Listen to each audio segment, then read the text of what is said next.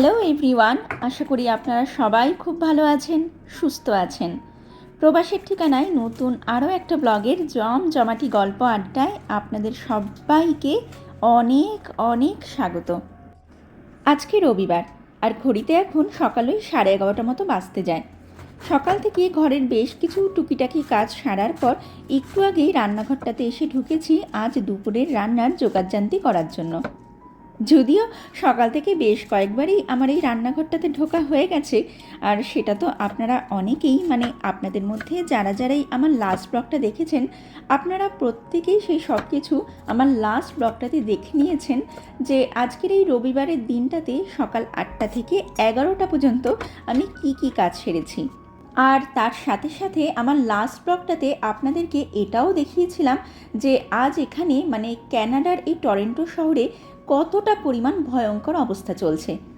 গতকাল রাত থেকে এখানে প্রচণ্ড রকম তুষারঝড় শুরু হয়েছে এবং সময় যতই এগিয়েছে সেই ঝড়টা কিন্তু ততই তীব্র থেকে তীব্রতর একটা রূপ ধারণ করে নিয়েছে। আর সেই সব কিছুর বেশ কিছু ঝলক তো আমি আপনাদের সাথেও আমার লাস্ট ব্লগটাতে শেয়ার করে নিয়েছিলাম।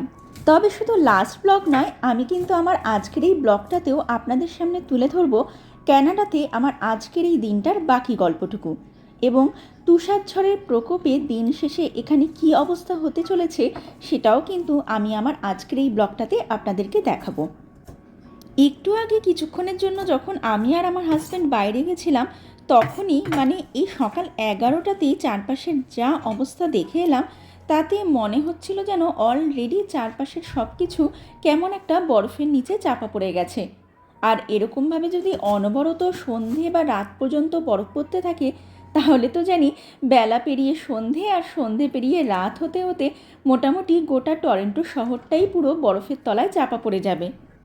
এখানকার নিউজ চ্যানেলগুলোতে অলরেডি দেখাচ্ছে যে আজকের এই ভয়ঙ্কর তুষারঝড়ের কারণে টরেন্টো পিয়ারসন এয়ারপোর্ট, যেটা কিনা হচ্ছে এই টরেন্টো শহরের ব্যস্ততম এবং বিশাল বড় একটা ইন্টারন্যাশনাল এয়ারপোর্ট, সেখানে নাকি অলরেডি 60 থেকে 70% ফ্লাইট ক্যান্সেল করে দেওয়া হয়েছে। শুধু তাই নয়, বেশ কিছু দূরপাল্লার ট্রেনও আজ বন্ধ রাখা হয়েছে। এমনকি এখানকার নিউজ চ্যানেলগুলো থেকে এই খবরও শোনা যাচ্ছে যে এই টরেন্টো শহরের বেশ কিছু হাইওয়েতে নাকি আজ সকাল থেকে এখন পর্যন্ত 150টারও বেশি কার অ্যাক্সিডেন্টের ঘটনা অলরেডি ঘটে গেছে। সকাল 12টার মধ্যেই এই অবস্থা, না জানি রাত হতে হতে আরও কী হবে। তবে আবহাওয়া দপ্তর থেকে জানানো হচ্ছে যে আজ রাত ওই 9টা-10টার দিকে গিয়ে নাকি এই মুহূর্তে বাইরে যে পরিমাণ তুষারঝড়ের তাণ্ডব নৃত্যটা চলছে, সেটা নাকি তখন নাচতে নাচতে বেশ কিছুটা দুর্বল হয়ে পড়বে। তো এইটুকুই আর কি। আপাতত যেটুকু খবর আজ এই দুর্যোগের দিনে আমি এখানে এই ঘরে বসে জানতে পেরেছি, সেইটুকুই খবর আমি চেষ্টা করলাম আপনাদের সাথেও একটু শেয়ার করার। দিন শেষে হয়তো নিউজ চ্যানেলগুলো থেকে আরও বেশ কিছু তথ্য পাওয়া যাবে, তখন আমিও আবার সেই সব কিছু আপনাদেরকে জানাবো। আপাতত এইটুকুই খবর পাওয়া গেছে আর কি।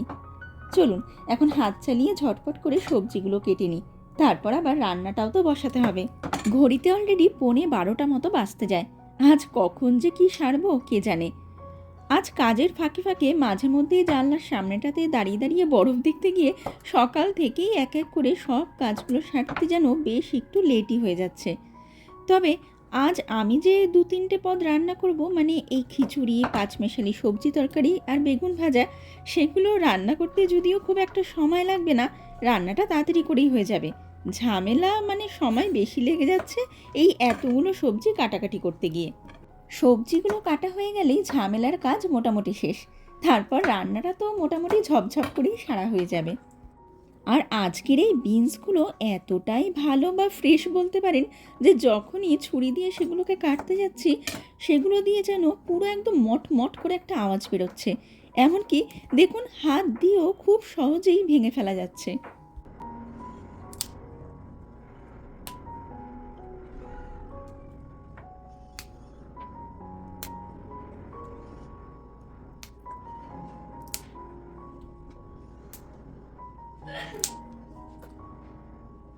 জানেন, ক্যানাডাতে এই বছর জানুয়ারি মাসে আমি যে পরিমাণ ঠান্ডা আর স্নোফল দেখছি, তা যেন আমি ক্যানাডাতে গত কয়েক বছরে শুধু নয়, এ যাবৎকালেও যেন আমি এরকম কোনো অভিজ্ঞতার সম্মুখীন হইনি। ক্যানাডাতে আসার পর গত কয়েক বছরে আমি এখানকার আবহাওয়া বা তাপমাত্রার মধ্যে যে ধরনটা লক্ষ্য করেছি সেটা হচ্ছে এখানকার তাপমাত্রাটা কিন্তু ভীষণভাবেই ফ্ল্যাকচুয়েট করতে থাকে। টানা 4-5 দিন যদি এখানকার তাপমাত্রা -20, -22 ডিগ্রি মতো থাকে, তাহলে 6 দিনের মাথায় গিয়ে দেখা যায় তাপমাত্রা হঠাৎ করেই -5 ডিগ্রি, -7 ডিগ্রিতে চলে আসে। আবার এক সপ্তাহ যদি -5 ডিগ্রি, -7 ডিগ্রি মতো থাকে, তারপরে গিয়ে দেখা যায় আবার সেটা নেক্সট 3-4 দিনের জন্য -20 ডিগ্রি, -25 ডিগ্রিতে নেমে যায়। তো এখানে মোটামুটি এইভাবেই তাপমাত্রাটা কন্টিনিউ ওঠানামা করতে থাকে। কিন্তু এই বছরের শীত যেন অন্য বছরগুলোর তুলনায় বেশ একটু অন্য সুরেই গান গেয়ে চলেছে। জানুয়ারি মাসের দ্বিতীয় সপ্তাহ থেকে সেই যে তাপমাত্রাটা -18 ডিগ্রি থেকে -25 ডিগ্রির মধ্যে ঘোরাঘুরি করে চলেছে, উনার সেই ঘোরাঘুরি যেন এখনও পর্যন্ত সেই গণ্ডির মধ্যেই ঘুরে বেড়াচ্ছে। এমনকি আগামী বেশ কিছুদিনের মধ্যেও মনে হচ্ছে না যে উনি উনার ওই গণ্ডির বাইরে বেরিয়ে অন্য কোনো পথে পা রাখবেন বলে। মানে আবহাওয়া দপ্তর থেকে তো আমাদেরকে সেরকমই কিছু একটা পূর্বাভাস দেওয়া হচ্ছে আর কি। আর এই বছর অনবরত একটানা এতটা পরিমাণ ঠান্ডা চলার কারণে এখানে যত লেক রয়েছে সব কটা লেকের জল জমে একদম বরফ হয়ে গেছে জানেন। অন্য বছরেও এরকম হাল দেখা যায়, তবে সেটা খুব কম সময়ের জন্যই হয়। এই বছর তো সেই যে 20 দিন আগে থেকে খবরে দেখাচ্ছে লেকের জলগুলো জমে সব বরফ হয়ে রয়েছে, সেই বরফ নাকি এখনও পর্যন্ত গলেনি জানেন। কী অবস্থা তাহলে একবার ভাবুন। এমনকি এই বছরের ভয়ঙ্কর ঠান্ডায় নাকি গত বেশ কয়েকদিন ধরে নায়াগ্রা ফলসের জল জমেও পুরো ভ্যানিলা আইসক্রিম হয়ে রয়েছে জানেন। আর নায়াগ্রা ফলসের সেই অদ্ভুত সৌন্দর্য দেখার জন্য আজকাল নাকি ওখানে প্রচুর ট্যুরিস্টের ভিড়ও জমা হতে দেখা যাচ্ছে। চলুন, এইদিকে আমার সব সবজিপাতি কাটাকাটির কাজ শেষ। এখন আগে 5 মেশালি সবজি তরকারিটা রান্না করে নিই, পরে খিচুড়িটা বসাবো। কড়াইতে তেল দিয়ে তার মধ্যে 5 ফোড়ন, শুকনো লঙ্কা ফোড়ন দিয়ে দিচ্ছি একটা বড় সাইজের কেটে রাখা টমেটো। আর টমেটোর টুকরোগুলো একটুখানি নরম হয়ে আসলেই এর মধ্যে 1-2 টুকরো আদা একটুখানি গ্রেট করে দিয়ে দেবো। সত্যি বিশ্বাস করুন, এই বছরের ঠান্ডাটার সাথে ডিল করতে করতে আজকাল মাঝে মধ্যেই মনের মধ্যে যেন বেশ একটা বিরক্তিকর বোধ জেগে উঠছে।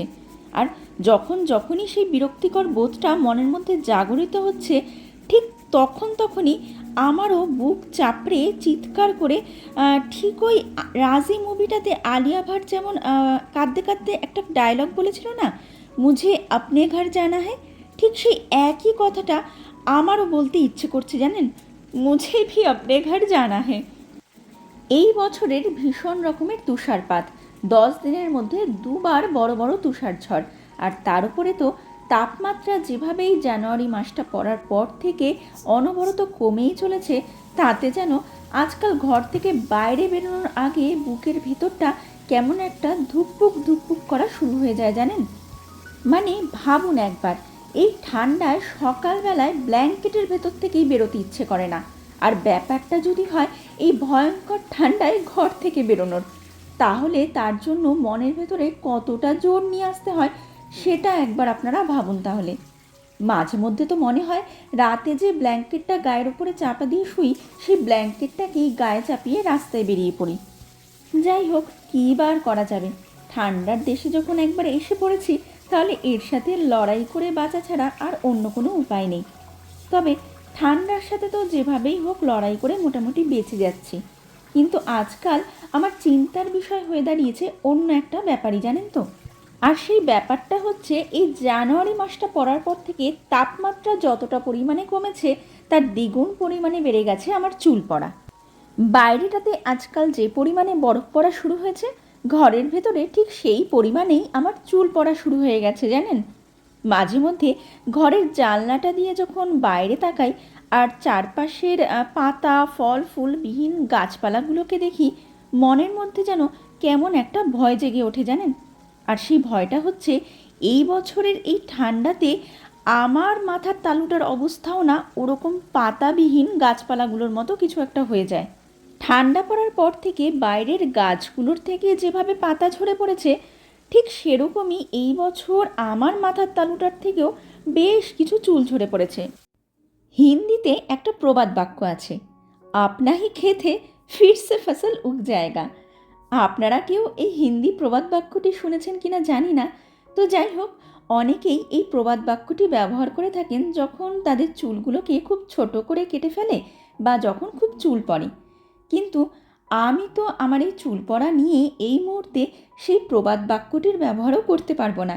আসলে বয়স আমার এখন যেদিকে এগোচ্ছে, তাতে যদি আমার মাথার তালুটার কোনো একটা দিক, মানে আমার ক্ষেতটা যদি খালি হয়ে যায়, সেখানে 1% চান্স নেই নতুন করে ফসল, মানে চুল গজানোর।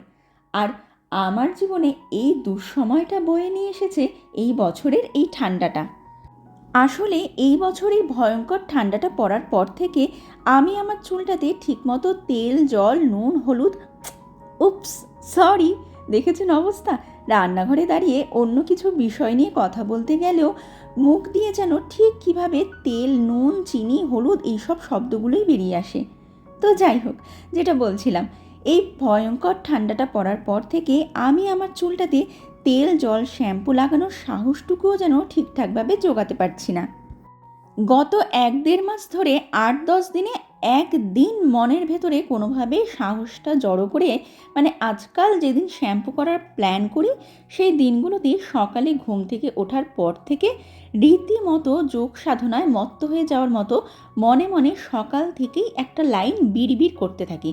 মানে বলতে পারেন রীতিমতো মন্ত্রজপ করতে থাকি আর কি।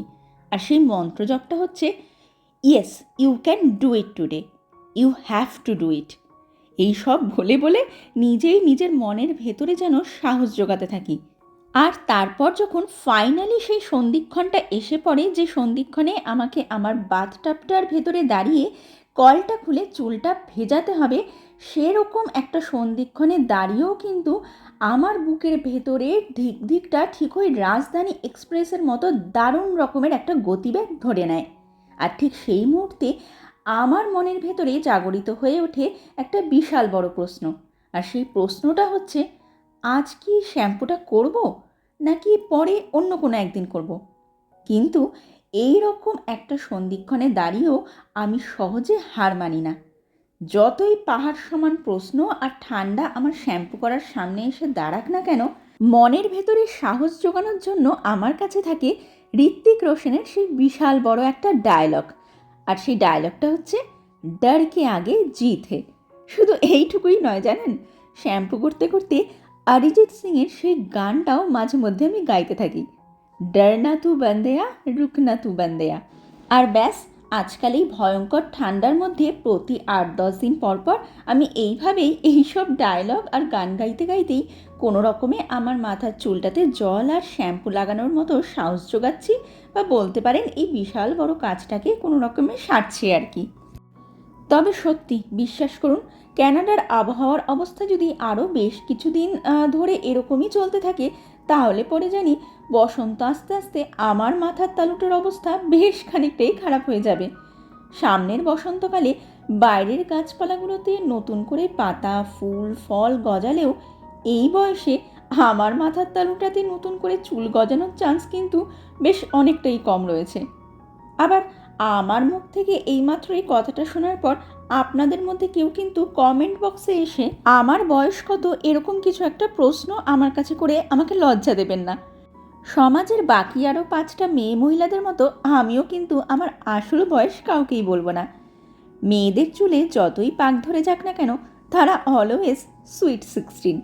তাই এরকম কোনো প্রশ্ন কোনো মহিলা বা মেয়েকে করার থেকে নিজেদেরকে দূরে রাখুন, কারণ সত্যটা সব সময়ই গোপনে থাকবে। তো যাই হোক, যেটা নিয়ে কথা বলছিলাম, মানে এই ঠান্ডায় মাথার চুল নিয়ে যে চুল চেরা বিশ্লেষণটা আপনাদের সাথে করছিলাম। তবে শুধু চুল নয় জানেন, এই বছরের এই ঠান্ডাতে স্কিনের অবস্থাও বেশ কিছুটা খারাপ হয়ে যাচ্ছে।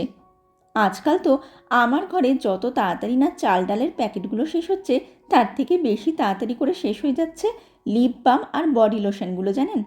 রান্না করতে করতে লিপ বাম লাগাচ্ছি, ঘর মুছতে মুছতে ছুটে গিয়ে লিপ বাম লাগাচ্ছি, এমনকি বাসন মাজা শেষ হচ্ছে কিনা বেডরুমে ছুটে গিয়ে বডি লোশন লাগানোর জন্য বসে পড়ছি। এই বছর এই ঠোঁট আর স্কিন এতটা পরিমাণেই ফাটাফাটি করা শুরু করেছে। তবে আজকাল আমার এই চিন্তাটা শুধুমাত্র এই ঠোঁট, চুল, গায়ের চামড়াতেই আর সীমাবদ্ধ নেই, জানেন তো? মাঝে মাঝে তো মনে হচ্ছে এই বছরের এই ঠান্ডাটাতে আমার লিভার কিডনিগুলোও না খারাপ হয়ে যায়। জানি জানি আমার মুখ থেকে এই মুহূর্তে এই কথাটা শোনার পর আপনাদের অনেকের মনেই এই প্রশ্নটা জেগে উঠেছে যে ঠান্ডার সাথে লিভার কিডনি খারাপ হওয়ার আবার কী সম্পর্ক রয়েছে। আসলে এই বছর ঠান্ডা পড়ার পর থেকে, মানে সেই ডিসেম্বর মাস থেকে আমি যে পরিমাণে জ্বর সর্দি কাশির ওষুধ খেয়ে চলেছি, তাতে তো মনে হচ্ছে এই বছরের এই ঠান্ডাতে আমার চুলগুলোর সাথে সাথে লিভার কিডনিগুলোর অবস্থাও বেশ খানিকটাই খারাপ হয়ে যাবে। মাথার চুলগুলো যদিও বা সব পড়ে যায়, তাহলে অন্তত উইক পরে আমি কাজ চালিয়ে নিতে পারবো। আর এছাড়াও এই সব দেশে কে কীরকম দেখতে, কে কতটা রোগা মোটা, কার মাথায় কতটা চুল আছে বা নেই, বা কে কীরকম পোশাক পরে রয়েছে, মানে মেন কথা হচ্ছে এখানে লুক নিয়ে অন্তত কেউ কাউকে জাজ করে না। তাই মাথার চুলগুলো সব পড়ে গেলেও এই সব দেশে আমাকে অতটাও অসুবিধার মধ্যে পড়তে হবে না। কিন্তু লিভার কিডনিটা যদি খারাপ হয়ে যায় তাহলে কি হবে বলুন তো? এগুলো কি উইগের মতো দোকান বাজারে গিয়ে কিনে আনার মতো জিনিস? চলুন, মনের এইসব দু একটা দুঃখের কথা আপনাদের সাথে শেয়ার করা ছাড়া আমার আর কী বা করার আছে। ভাগ্যে যত দূর যা লেখা আছে, মানে যতদিন পর্যন্ত আমার মাথার উপরে থাকা চুলগুলোর আর পেটের ভেতরে থাকা লিভার কিডনিগুলোর আয়ু আছে, ওগুলো ততদিন পর্যন্তই বেঁচে থাকবে।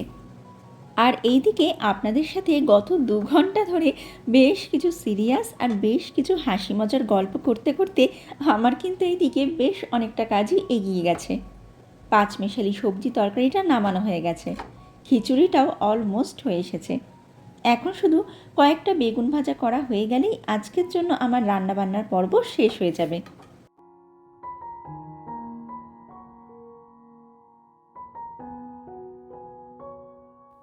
আজ আপনাদের সাথে এই খিচুড়ি আর যে পাঁচমেশালি সবজি তরকারিটা একটু আগে আমি বানালাম, এই সব কিছুর রেসিপি আর শেয়ার করলাম না।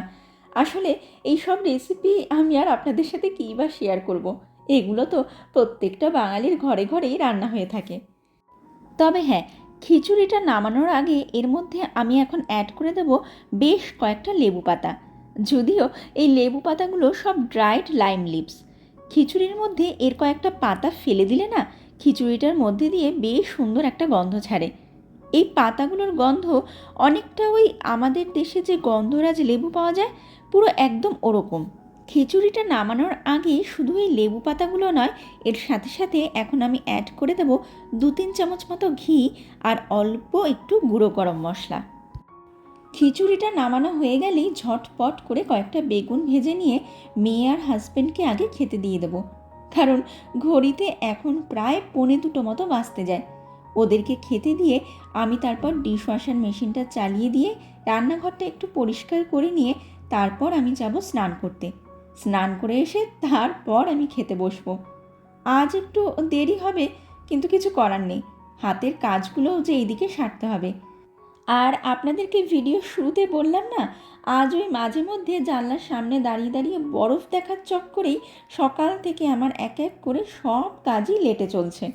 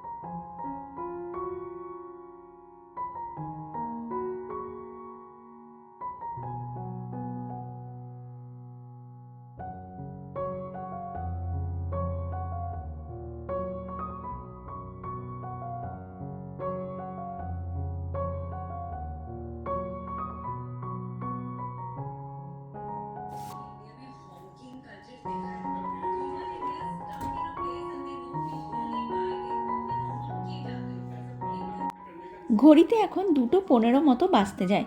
হাজব্যান্ড আর মেয়েকে খেতে দিয়ে আমি এদিকে রান্নাঘরের বাকি কাজ, মানে রান্নাঘর পরিষ্কারের কাজগুলো সারছি আর কি।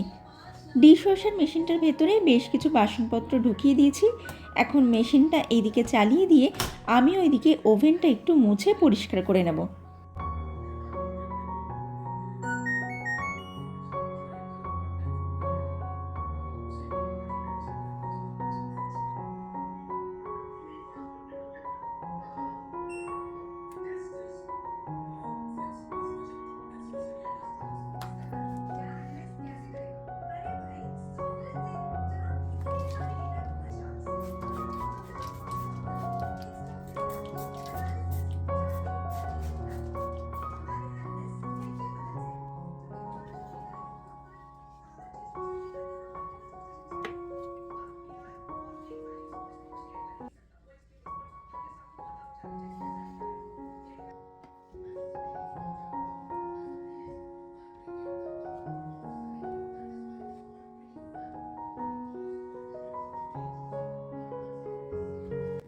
রান্নাঘরের এই কাবার্ডগুলো রোজ মুছি না, তবে চেষ্টা করি 2 সপ্তাহ পর পর একটু মুছে দেওয়ার।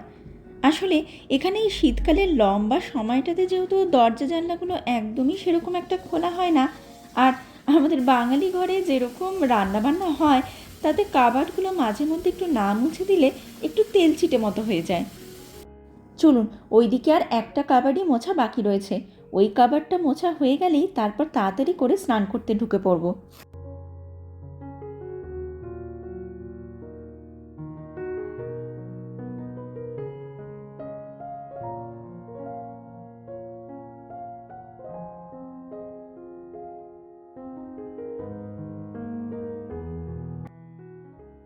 ঘড়িতে এখন দুপুর 3:30 মতো বাজে। প্রায় 10 দিন পরে গিয়ে আজ ফাইনালি চুলগুলোতে একটু শ্যাম্পু করলাম। গত সপ্তাহে শুক্রবার থেকে শুধু ভেবেই যাচ্ছিলাম শ্যাম্পু করার কথা। ফাইনালি আজ আমার সেই ভাবনা চিন্তাগুলোকে একটা বাস্তব রূপ দিতে পেরে আমার তো ভীষণই ভালো লাগছে। আজ বোধহয় আমার চুলগুলো এতদিন পর একটু জলের ছোঁয়া পেয়ে বেশ ভালোই ফিল করছে।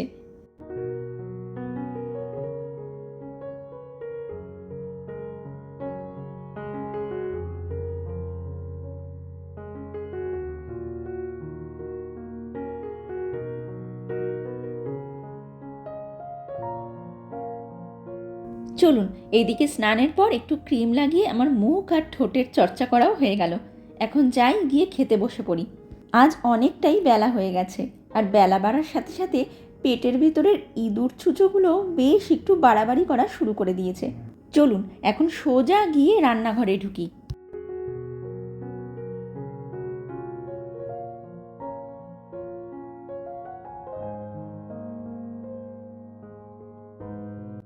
এই যে কনকনে শীতের দুপুরে আমার লাঞ্চ প্লেট এদিকে রেডি।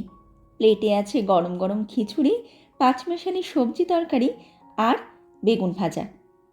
দেশে থাকতে যে দিনগুলোতে খুব বৃষ্টি হতো, আমার মাকে দেখতাম সেই দিনগুলোতে মাঝে মধ্যেই খিচুড়ি বসিয়ে দিত।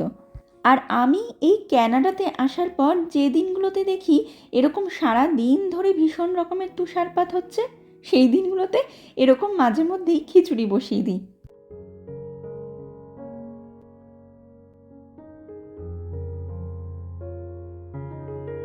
ঘড়িতে এখন 6:40 মতো বাজে, আর আমি এসেছি আমার মেয়ের বেডরুমটাতে।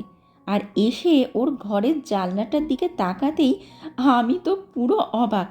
দেখুন, আপনারাও একবার দেখুন ওর বেডরুমের জানলাটার কি অবস্থা।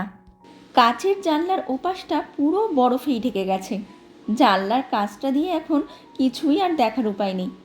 সকালবেলায় মানে আমার লাস্ট ব্লগটাতে আপনাদেরকে তো আমার বেডরুমের জানলার অবস্থাটা দেখিয়েছিলাম, আর এখন এই সন্ধে নামতেই দেখুন আরও কি অবস্থা হলো। জানলার ওপাশটা আরও বেশ খানিকটা ঢাকা পড়ে গেছে মোটা একটা সাদা বরফের আস্তরণে। চলুন, এখন এই জানলাটার যা অবস্থা তাতে না আমি আর না আপনারাও কেউ এখান থেকে কিছু দেখতে পারবেন। এখান থেকে উকি মারামারি করে কোনো লাভ নেই। বরং চলুন এখন আমার বারান্দাটার দিকে একটু যাওয়া যাক। ওদিকের কি অবস্থা একটু দেখে আসি চলুন।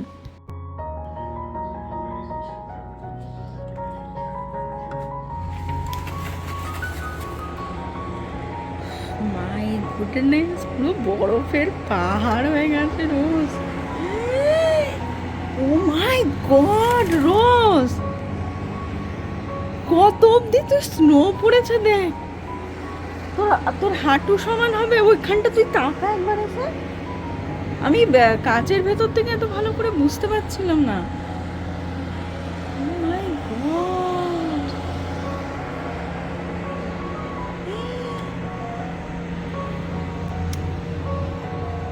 মানে ছোটখাটো পাহাড় হয়ে গেছে ওই কোনার সাইডটায়।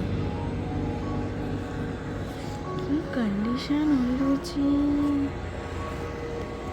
এখনো পড়ছে তোরে। কিন্তু কমে গেছে, মানে একটু ক্লিয়ার এখন, একটু সকালের থেকে এখন ওই যে বাইরের ওই দূরের বাড়ির যেগুলো রয়েছে ওগুলো দেখা যাচ্ছে, সকালে তো ওই বাড়িগুলোও দেখা যাচ্ছিল না, মানে ক্লিয়ার, একটু ক্লিয়ার হয়েছে, নাহলে ওই বাড়িগুলো বোঝা যাচ্ছিল না কিন্তু সকালে। এখন কিন্তু বেশ কিছুটা ক্লিয়ার হয়ে গেছে, ডাউন টাউনটা দেখা যাচ্ছে না, কিন্তু আশেপাশে একটু দূরে যে বাড়ি, ওই যে গাছগুলো, পার্কটা, ওগুলো দেখা যাচ্ছে। দেখেছেন আমার এই বারান্দাটুকুর ভেতরে যা বরফ পড়ে রয়েছে এবং সেই বরফ জমে জমে যা উচ্চতা হয়েছে সেটা রীতিমতো ছোটোখাটো একটা পাহাড়ের সমান। আমার এই বারান্দাটুকুরই এই অবস্থা, ভাবুন তাহলে বাইরের রাস্তাঘাট মাঠঘাটগুলোর জানি আরও কতটা কি খারাপ অবস্থা হয়ে রয়েছে এখন। একটু আগে নিউজ চ্যানেলগুলোর থেকে জানতে পারলাম 1937 সালের পর এই বছরের আজকের এই স্নোস্টর্মটা নাকি রেকর্ড ব্রেকিং স্নোস্টর্ম। আজকে আমাদের এই টরন্টো ডাউনটাউনের দিকে নাকি 56 সেন্টিমিটার স্নো পড়েছে এবং আজকের এই দিনটাকে ক্যানাডার টরন্টো শহরের স্নোয়েস্ট ডে এভার বলেও জানানো হচ্ছে। এবং এই বছর শুধু এই জানুয়ারি মাসে এখানে এতটা পরিমাণ স্নো পড়েছে যে সেটাও নাকি একটা রেকর্ড ব্রেকিং কেস। মানে রীতিমতো প্রায় 89 বছর পর ক্যানাডার টরন্টো শহরের বুকে এরকম কোনো একটা ঘটনা ঘটল। এতটা পরিমাণ স্নোফল নাকি গত 89 বছর ধরে এখানে হয়নি। তাহলে একবার বুঝুন আজ এখানকার অবস্থা কতটা পরিমাণ ভয়ঙ্কর। এমনকি একটু আগে নিউজ চ্যানেল এবং টিডিএসপির থেকে একটা ইমেলের মাধ্যমে জানা গেছে যে আগামীকাল এখানকার সমস্ত স্কুলগুলোকেও নাকি বন্ধ রাখা হবে। শুধু টরন্টো ডিস্ট্রিক্ট স্কুল বোর্ডের আন্ডারে যে স্কুলগুলো রয়েছে সেগুলো নয়, বন্ধ থাকবে সমস্ত ক্যাথলিক স্কুল এবং ফ্রেঞ্চ বেসড স্কুলগুলো। এমনকি আগামীকাল বেশিরভাগ অফিসগুলোর কাজ চলবে ওয়ার্ক ফ্রম হোমে। মানে এক কথায় যাকে বলে আজকের এই ঘটনাটার জন্য আগামীকাল আবার এখানে স্নো ডের ঘোষণা হয়েছে। এই বছর এখানে জাস্ট 10 দিনের মধ্যেই দুবার করে স্নো ডের ঘোষণা হলো। আর এই ঘটনা এখানে ভীষণই বিরল। একদিকে ভালোই হয়েছে জানেন তো, বাইরে যা অবস্থা তাতে আগামীকালও রাস্তাঘাটে গাড়ি নিয়ে বেরোনো বা হেঁটে চলে বেরোনো বেশ খানিকটাই বিপজ্জনক হয়ে দাঁড়াবে। আর বাইরের তাপমাত্রাও কিন্তু এখন বেশ খানিকটাই নিচে নেমে গেছে জানেন। এখন বাইরের তাপমাত্রা হচ্ছে -27 ডিগ্রি মতো। চলুন এখন ঘরের ভেতরে যাই, এই ঠান্ডায় ঘরের দরজাটা খুলে এখানে বেশিক্ষণ আর দাঁড়িয়ে থাকা যাচ্ছে না। আর আজ সকালে আমি আর আমার হাজব্যান্ড যখন কিছুক্ষণের জন্য বাইরে গেছিলাম, আমার হাজব্যান্ডও ওর মোবাইলে কয়েকটা ভিডিও তুলে নিয়ে এসেছিল।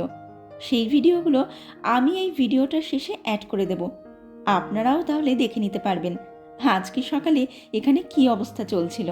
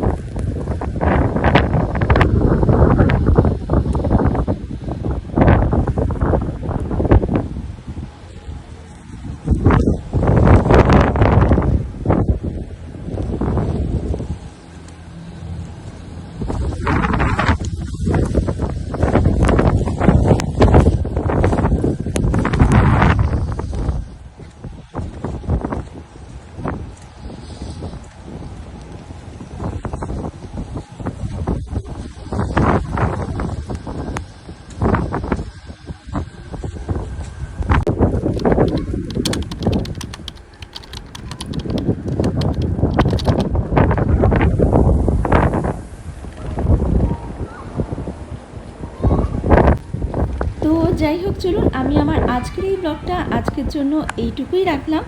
আমার আজকের এই ব্লগটা আপনাদের কেমন লাগলো, যদি সম্ভব হয় তাহলে সেটা কিন্তু আপনারা আমাকে একটা কমেন্ট করে অবশ্যই জানাবেন। ব্লগটা যদি ভালো লেগে থাকে তাহলে একটা লাইক করে দেবেন, শেয়ার করবেন এবং চ্যানেলটাকে সাবস্ক্রাইব করে আমার পাশে থাকার ছোট্ট একটা অনুরোধ করে রাখলাম। তাহলে চলুন আজকের এই ব্লগটাকে এখানেই শেষ করা যাক। দেখা হবে খুব তাড়াতাড়ি নতুন আরও একটা ব্লগে। ততক্ষণ পর্যন্ত আপনারা সবাই খুব খুব ভালো থাকবেন, সুস্থ থাকবেন। Keep smiling and keep making lots of wonderful memories. Bye bye.